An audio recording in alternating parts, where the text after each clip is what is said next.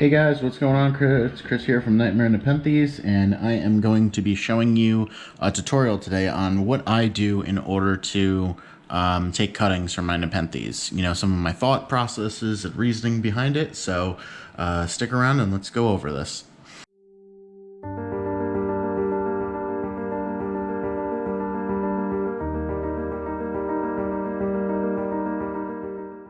My thought process behind any Nepenthes is you want to have some type of insurance policy when you do make a cutting, okay? So this is a really good example of a plant that I cut in the past, okay? This is one of my Boschiana Goliaths. I absolutely love these plants. I love anything with Boschiana. The pictures are just dark and awesome and just pretty cool. So this was a plant, anything with Boschiana, and it really grows very vigorously. So this plant had, if you can see here, I'm going to pan down a second. Okay. It had one main stem right here. And then it had a second one right there. So what I ended up doing was I cut both of these stems, but at different times. So what I did was I had cut, I believe, this stem first, allowing this one to grow out a little bit. And then this one ended up activating one of the nodes along the stem. And then I cut this one, which is now activated a node and growing out one of those.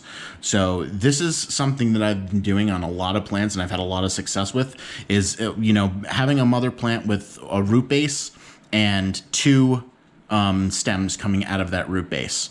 And then what you do is you cut one, hopefully, and you see I cut it pretty high above the soil level. I'll leave, you know, 3 inches or so, and, you know, a whole bunch of nodes, and then it will actually node again. So this plant right now, as it sits, is not a plant that I would take a cutting from currently. This plant grows very vigorously, and I'm going to wait for this to get, you know, a foot tall before I even consider cutting the main growth off of, you know, off of this stem again, and then letting this one grow out. Hopefully that one will basil after I let it grow out. So this is a plant that I probably have done this 3 times too already. And I've gotten, I can't even tell you how many cuttings off of that plant. And I plan on doing it again. Boschiana is just beautiful. And then Boschiana crossed with Goliath makes these awesome, dark, huge pictures when it gets older.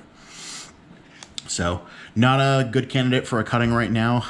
That's my theory and my philosophy behind it. So next one. This is a Nepenthes hookeriana, which is, I believe, a natural hybrid between, it could be, I know it's Ampullaria, so I think it's Ampullaria speculata or something like that.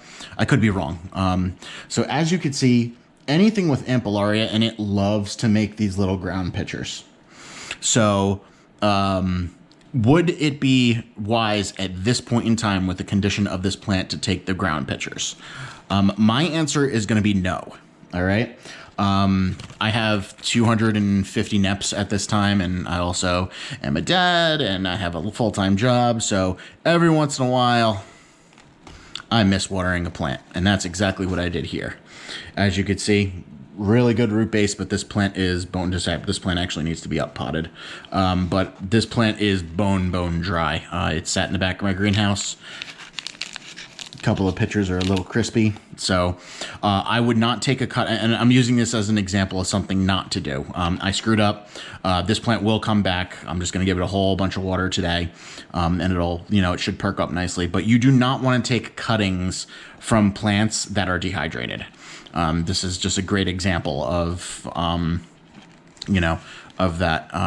Eventually, this is going to be a great candidate for taking some of these little basils off, and then you know, then I mean, hookeriana, you can propagate so many times. So it's pretty cool plant.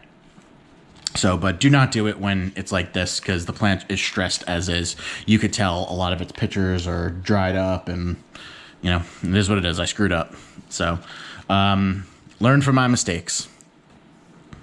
Here is a beautiful plant. And this is Ventricosa times elbow, or by elbow marginata. So elbow is a very, very, very lowlander, like the lowlander of the lowlanderiest plants, if that's even a word. This cutting I got maybe a year and a half ago. It's been pretty vigorous, I'm going to say. Very, very thick leaves. I love any plants that have these reddish, green, dark leaves. And as you can see right now, from the top, it is actually starting to vine. So you can see the bottom, you know, the leaves are very close together. And now it's starting to vine. So this plant has already produced one basil in the past coming from here that I have taken. This would not be a good candidate for cutting right now. Why? Because according to, was this, no, so this was Ventricosa K. I thought I had the female mark, but this is a plant I want to breed with in the future just because it is such a beautiful, I love it. I love it. I love how vigorous it is. I love the coloring of it. I love the pictures. So it's something that I want to work with. So because I want to work with it, I'm not going to cut it. And something cool about this too. See the pictures, like they're so sticky, like it forms this sticky sugar all over it, like on the lid and everything. It's such a cool plant. So, and like literally, like my fingers are sticky and smell sweet from touching that. It's pretty cool. So because I want to work with it, I would not take a cutting from it. And because it doesn't have any basils as of right now, I would not take a cutting of it. So this next plant is a plant that is going to be cutting potential. So this is the Andre Westuba tenuous. It has vined out probably 2.5 feet since, I mean, I got it just as a little baby plant. It's vined out 2.5 feet, and as you can see, it is forming a basil at the bottom right here. So because of that, I don't plan on breeding this to anything really. I don't plan on, but basically my goal would be to make a whole bunch of clones of this plant so that I can sell them, because I don't have any really plans on breeding it in the future. It doesn't picture right in my greenhouses. I love tenuous. I love the way it works, but in a year I've had it, I don't know what's up with it. Maybe I tried giving it more light. I tried giving it less light. I've tried more humidity, less humidity. I've tried cooler temperatures, and it just does not want to picture. So what I plan on doing is just making cuttings from it, and you know, since it's vined off, there'll be plenty of cuttings. It's not like it's not trying to picture. It's just like, I don't know.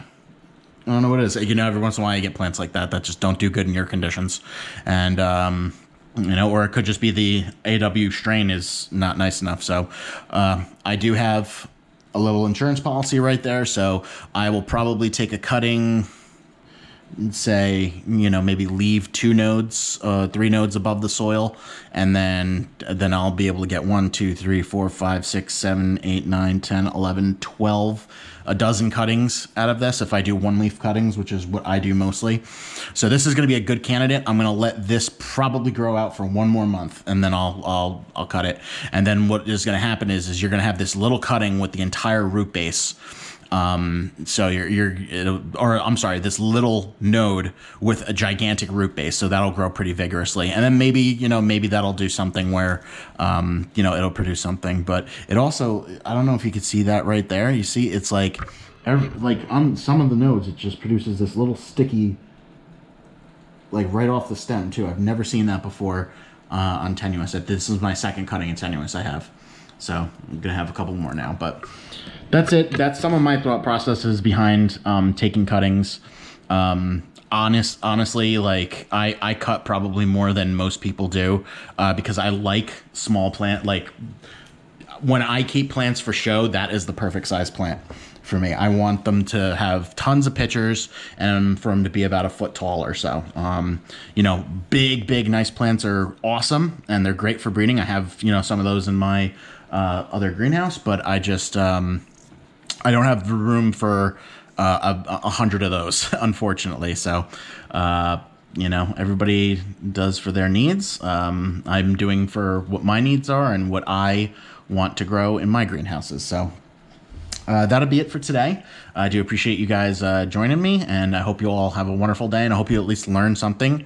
I'd like to hear what your opinions are on the way that I do things, so comment down below. And if you're interested, keep subscribe. Appreciate it, guys. Thanks.